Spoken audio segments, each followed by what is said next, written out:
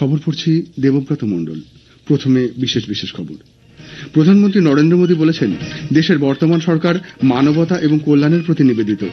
কেন্দ্রের গৃহীত একাধিক প্রকল্প 25 কোটির বেশি মানুষকে দারিদ্র্য সীমার উপরে তুলে আনতে সাহায্য করেছে বলেও তিনি জানিয়েছেন। আজ বিশ্ব পরিবেশ দিবস উপলক্ষে প্রধানমন্ত্রী নতুন দিল্লির ভগবান মহাবীর বনস্থলী পার্কে একটি বিশেষ বৃক্ষরোপণ অভিযানে নেতৃত্ব দেন। বিদেশমন্ত্রী ডক্টর এস জয়শঙ্কর আজ নতুন দিল্লিতে কাজাখস্তানের উপপ্রধানমন্ত্রীর সঙ্গে দ্বিপাক্ষিক বৈঠক করেছেন। দুই দেশের মধ্যে একটি সহযোগিতা কর্মসূচিও স্বাক্ষরিত হয়েছে।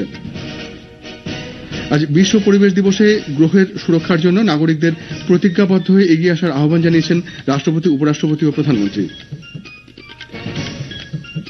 খারাপ আবহাওয়ার জন্য সিকিমে উদ্ধার কাজ ব্যাহত, আসামে বন্যা পরিস্থিতির অবনতি। ফরাসি ওপেন টেনিস প্রতিযোগিতায় পুরুষদের সিঙ্গলসে নোভাক জোকোভিচ এবং জ্যানিক সিনার সেমিফাইনালে পৌঁছেছেন। আসছি বিস্তারিত খবরে। প্রধানমন্ত্রী নরেন্দ্র মোদী তার সরকারকে গরিব কল্যাণে সংবেদনশীল এবং নিবেদিত বলে বর্ণনা করেছেন। প্রধানমন্ত্রী মোদীর নেতৃত্বে কেন্দ্রে এনডিএ সরকার 11 বছর পূর্ণ করেছে। এই উপলক্ষে শ্রী মোদী দারিদ্র্য দূরীকরণ, ক্ষমতায়ন, পরিকাঠামো ও অন্তর্ভুক্তিমূলক উন্নয়নের স্বার্থে কেন্দ্রের গৃহীত একাধিক দৃষ্টান্তমূলক পদক্ষেপের উপর আলোকপাত করেন।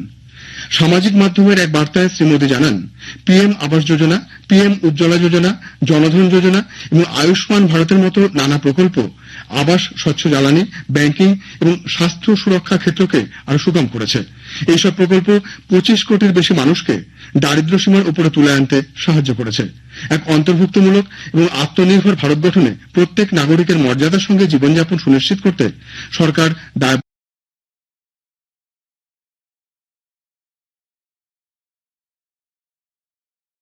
জম্মু কাশ্মীরে প্রায় 46,000 কোটি টাকার উন্নয়নমূলক প্রকল্পের উদ্বোধন করবেন।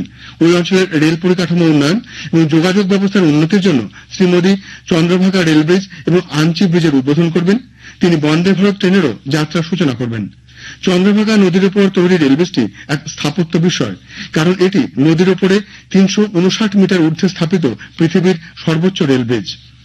আকাশবাণী সংবাদের সাথে কথা বলার সময় রেলওয়ে বোর্ডের বরিষ্ঠ আধিকারিক দিলীপ কুমার জানান, এই প্রকল্প সম্পূর্ণ বৈদ্যুতিক। माननीय प्रधानमंत्री जी इस रेलखंड पर 2 नई वंदे भारत एक्सप्रेस ट्रेनों को फ्लैग ऑफ करने वाले हैं। साथ ही जो पूरा प्रोजेक्ट है वह राष्ट्र को डेडिकेट किया जाने वाला है। इसमें कई टनल्स हैं, ब्रिजेस हैं। जो टनल्स है उसमें से एक टनल जो है टनल T50 की लंबाई जो है वो 13 किलोमीटर के आसपास है, जबकि जो चिनाब ब्रिज है वह अपने आप में काफी महत्वपूर्ण है। यह दुनिया का सबसे ऊंचा आर्क ब्रिज है। প্রধানমন্ত্রী ওই দিন উধামপুর, শ্রীনগর, বারামুল্লা রেল যোগাযোগ প্রকল্প জাতির উদ্দেশ্যে উৎসর্গ করবেন। রেলমন্ত্রী অশ্বিনী বৈষ্ণব জানিয়েছেন, জম্মু রেল স্টেশনের কাজ সম্পূর্ণ হলে সেপ্টেম্বর থেকেই জম্মু ও শ্রীনগরের মধ্যে সরাসরি ট্রেন পরিষেবার সূচনা হবে। ওই সময়ের মধ্যেই জম্মু রেল স্টেশনের কাজ শেষ হবে বলে অনুমান করা হচ্ছে। মন্ত্রী আজ জম্মু স্টেশন পরিদর্শন করে কাজের অগ্রগতি খতিয়ে দেখেন। चिनाब का ब्रिज बहुत बड़ा एक टेक्निकल मार्वेल है। इसको बनाने में कई तरह की चैलेंजेस को फेस करके बनाया गया। इसके टेक्निकल पैरामीटर्स को अगर देखें तो इस ब्रिज का डिजाइन 260 किलोमीटर प्रति घंटा विंड स्पीड और जोन 5 सीजमिक जोन के हिसाब से उसका डिजाइन है, यानी एक बहुत ही कॉम्प्लेक्स प्रोसेस से इसका डिजाइन किया गया है। इसकी फाउंडेशन फुटबॉल फील्ड के आधे के बराबर है। 30,000 टन स्टील लगाए। বিদেশমন্ত্রী ডক্টর এস জয়শঙ্কর আজ নতুন দিল্লিতে কাজাখস্তানের উপপ্রধানমন্ত্রী তথা বিদেশমন্ত্রী মুরাত মুরতলিওর সঙ্গে সাক্ষাৎ করেন। ভারত কাজাখস্তানের মধ্যে সম্পর্ক আরো সুদৃঢ় করতে ডক্টর জয়শঙ্কর একটি সহযোগিতা কর্মসূচিতে স্বাক্ষর করেন। রাজনৈতিক, বাণিজ্যিক, বিনিয়োগ, শক্তি সহযোগিতা সহ একাধিক বিষয়ে কৌশলগত অংশীদারিত্ব বাড়াতে দুই নেতার মধ্যে আলোচনা হয়। সন্ত্রাসবাদের বিরুদ্ধে সে দেশের আপোষহীন নীতির প্রশংসা করেছেন ডক্টর জয়শঙ্কর। প্রধানমন্ত্রী আজ বিশ্ব পরিবেশ দিবস উপলক্ষে নতুন দিল্লির ভগবান মহাবীর বনস্থলী পার্কে একটি বিশেষ বৃক্ষরোপণ অভিযানে অংশ নেন। শ্রী মোদী এক পেড় মা কে নাম উদ্যোগের আওতায় একটি বটবৃক্ষ রোপণ করেন। এক ভিডিও বার্তায় তিনি বলেন, প্রকৃতিকে রক্ষা করলে প্রকৃতিও সমাজকে রক্ষা করবে। प्रकृति रक्षति रक्षिता, अर्थात जो प्रकृति की रक्षा करते हैं प्रकृति उनकी रक्षा करती है। पर्यावरण में संतुलन ये हमारी पुरातन परंपरा का एक अहम हिस्सा है। हमारे यहाँ कहा गया है, यत् पिंडे तद ब्रह्मांड, यानी जो पिंड यानी जीव में है वही ब्रह्मांड में है। আরাবল্লী পর্বতমালার 700 কিলোমিটার এলাকায় নতুন করে বনাঞ্চল তৈরির লক্ষ্যে এই উদ্যোগ নেওয়া হয়েছে। দিল্লি, রাজস্থান, হরিয়ানা ও গুজরাটের 29টি জেলায় বিস্তৃত আরাবল্লী পর্বতমালার চারপাশে 5 কিলোমিটার বাফার এলাকায় সবুজ আচ্ছাদন ছড়িয়ে দেওয়া এই কর্মসূচির উদ্দেশ্য। পাশাপাশি পরিবেশ দিবস উপলক্ষে প্রধানমন্ত্রী দিল্লি সরকারের সুস্থায়ী পরিবহন উদ্যোগের আওতায় 200টি বৈদ্যুতিক বাস পরিষেবারও সূচনা করেছেন, যা পরিচ্ছন্ন নগর চলাচলের নিশ্চিত করতে ও পরিবেশগত ভারসাম্য রক্ষা করতে দেশের সম্মিলিত দায়িত্বের প্রতীক। রাষ্ট্রপতি দ্রৌপদী মুর্মু, উপরাষ্ট্রপতি জগদীপ ধনখড় এই বিশ্বকে রক্ষায় সাধারণ মানুষকে আরো দায়বদ্ধ হওয়ার আবেদন জানিয়েছেন। খবর শুনছেন আকাশবাণী থেকে। আমাদের সংবাদ শোনা যাবে ইউটিউব চ্যানেল আকাশবাণী সংবাদ বাংলা, ফেসবুক ও ইনস্টাগ্রাম আকাশবাণী সংবাদ কলকাতা এবং এক্স হ্যান্ডেল এআই নিউজ কলকাতাতে। প্রবল বৃষ্টিতে সিকিমের চাঁতেনে আটকে পড়া পর্যটকদের উদ্ধার কাজ আজ ফের শুরু হয়েছে।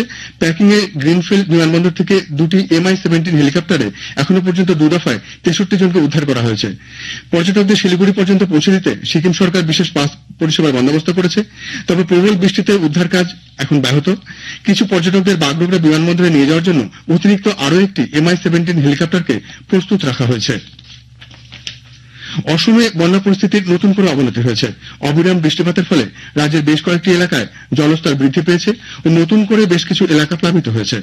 এখনো পর্যন্ত 19টি জেলার 6 লক্ষেরও বেশি মানুষ বন্যা কবলিত। মৃতের সংখ্যা বেড়ে হয়েছে 14।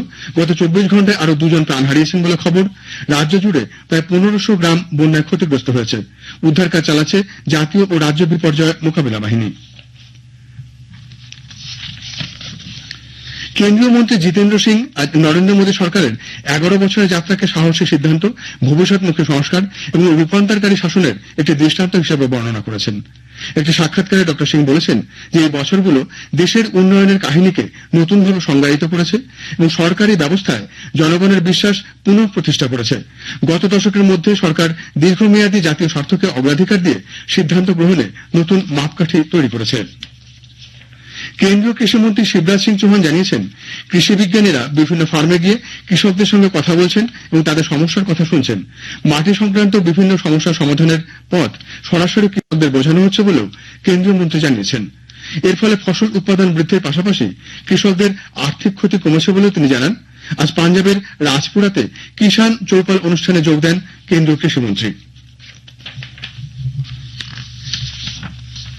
জাতীয় তদন্ত সংস্থা NIA একটি সন্ত্রাস সম্পর্কিত মামলায় জম্মু ও কাশ্মীরের 32টি জায়গায় অভিযান চালাচ্ছে। পুলওয়ামা, কুলগাম, শোপিয়ান, বারামুল্লা এবং কুপওয়ারার জেলাগুলিতে অভিযান চলছে।